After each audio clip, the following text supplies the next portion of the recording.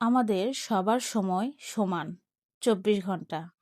পার্থক্য হয় কে সময়টা কিভাবে ব্যবহার করে। যারা নিজের উন্নতি চায় তারা সময় নষ্ট না করে শেখায়, চর্চায় আর কাজে লাগায়। মোবাইল স্ক্রল কমাও, বই পড়ো, নতুন স্কিল শিখো। মনে রেখো, সময় একবার চলে গেলে আর ফিরে আসে না।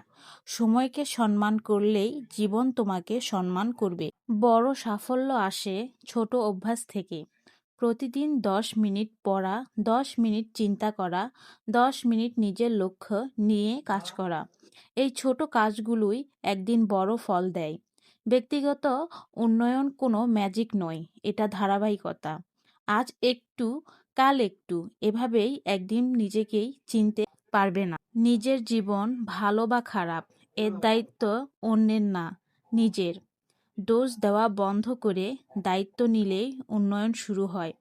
আমি কি করতে পারতাম, আমি কি শিখলাম, এই প্রশ্নগুলো নিজেকে করো। যখন দায়িত্ব নাও তখনই পরিবর্তনের ক্ষমতাও তোমার হাতে আসে।